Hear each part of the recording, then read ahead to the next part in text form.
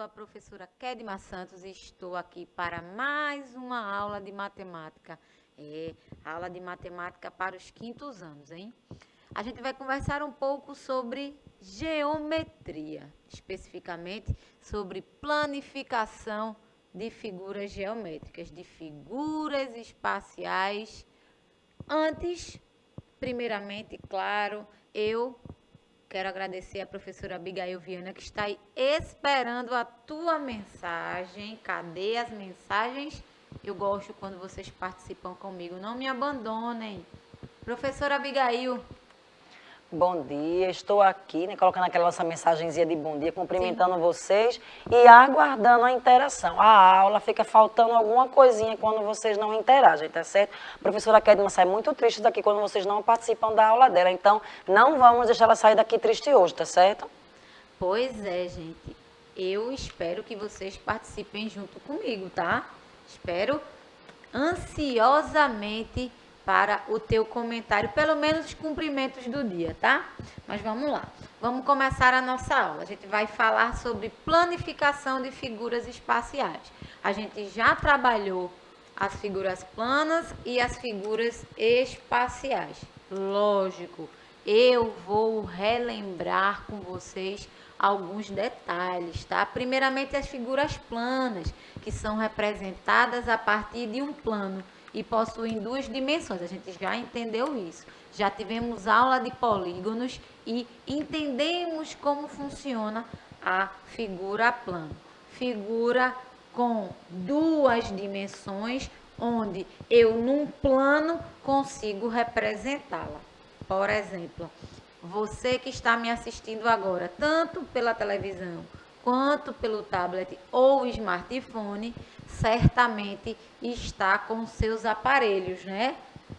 Todos têm um formato semelhante, que é o retângulo. Nas figuras planas, a gente tem diversas figuras, né? Cada uma com a sua característica. Por exemplo, o triângulo, que são figuras de 3 lados. O quadrado, que são figuras de 4 lados iguais.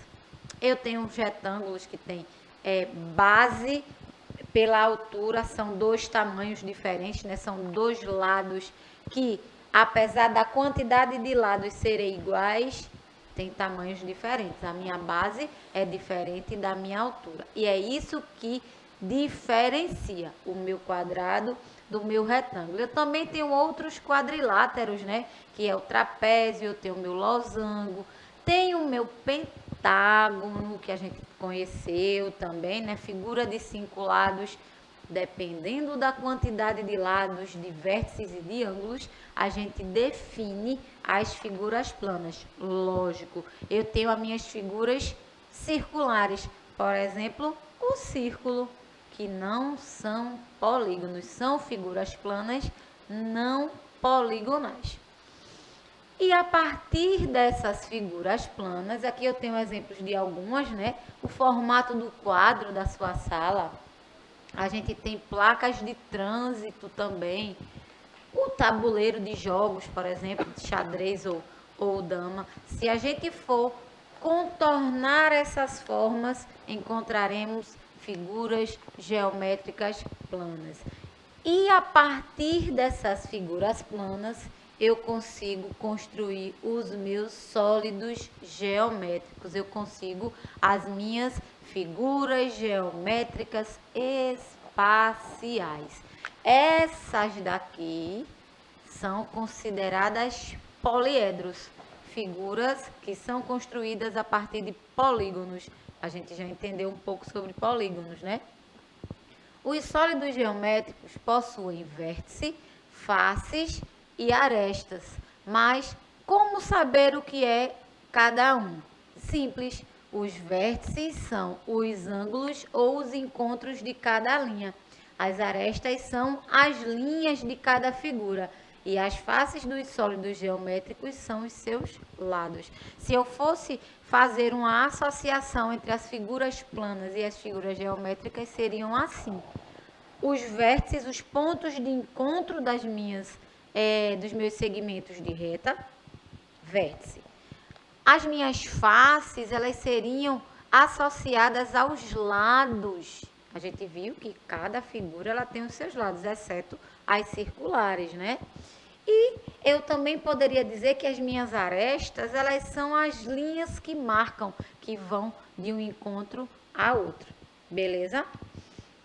Todos os sólidos geométricos, eles são formados por figuras planas. É importante a gente saber isso. A partir das minhas figuras planas, eu consigo formar os meus sólidos geométricos. E aqui eu tenho alguns, né?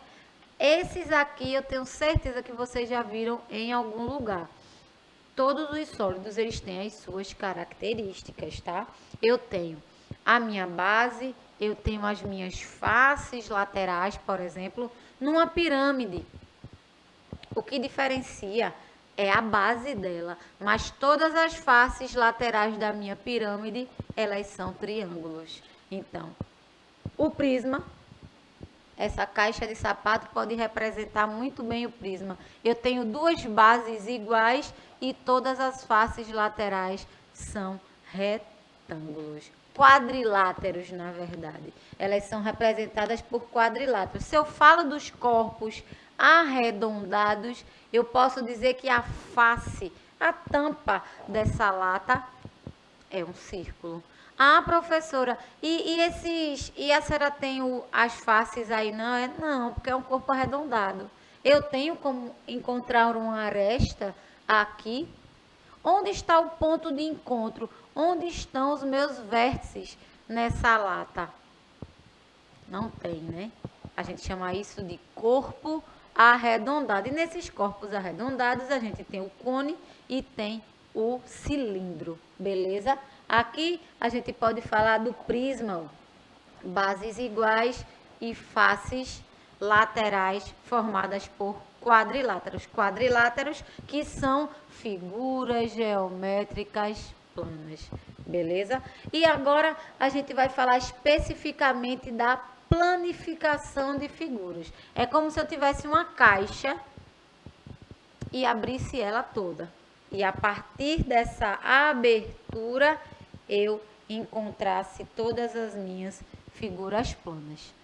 Deu para entender? Deu para entender um pouquinho? Quando a gente fala de planificação, é como se eu estivesse abrindo uma embalagem. Eu abro. Vocês já foram a aniversário que ganham aqueles brindes, ganham aquelas sacolinhas? Tenho certeza que sim, você já deve ter ido. Inclusive, eu gosto muito de ir a aniversários, que eu gosto de comer aqueles docinhos. Mas o que eu quero falar para vocês, e quero que você preste atenção, inclusive, nos aniversários que você já foi, já ganhou aqueles chapéuzinhos? Na minha época tinha muito. Não vou revelar a minha idade, claro, e nem sei se usa mais. Mas já fui em algumas festas de criança que tinham. Planificação é como se eu abrisse aquele meu chapéu. O chapéu de festa, especificamente, ele tem um formato de cone. É como se eu pegasse aquele cone e abrisse. Inclusive, quando esses chapéus são vendidos, eles são vendidos planificados. Eles são vendidos abertos. A gente é que monta e coloca na cabeça, certo? Eles são vendidos abertinhos, assim como as embalagens de guloseimas que chamam de personalizados. Já viram? Já fizeram algum aniversário com aqueles personalizados? Aquelas embalagens, elas vêm planificadas. Elas vêm abertinhas, a gente que vai montando elas. E a partir daí a gente descobre qual forma a gente conseguiu encontrar, beleza? Conhecemos como planificação de um solo geométrico a representação de todas as suas faces em forma bidimensional. Quando eu falo de bidimensional, eu estou falando de figuras planas. Por isso o nome planificação de figuras. Permitindo visualizar o todo do sólido, utilizamos a planificação também como molde para a criação desses sólidos. Eu tenho alguns exemplos, inclusive aqui. Eu tenho um cubo e esse cubo eu abri ele todo e consegui encontrar algumas figuras. O cubo, ele é planificado, ele é formado a partir de quadrados. Todas as faces do meu cubo, eles são iguais. Você pode prestar atenção num dado, aqueles dados que de jogo de tabuleiro, não o de plástico, mas em alguns jogos eles vêm abertinhos e você vai montando. Se você prestar atenção naquele dado aberto, você vai perceber que todas as faces elas são quadradas. Isso mesmo. Dependendo do meu sólido, eu vou ter figuras diferentes, como eu tenho na de baixo, que é um paralelogramo, um paralelepípedo. Oxe, professora, que nome difícil é não. Pensa numa caixa de sapato. A caixa de sapato, ela é um paralelogramo.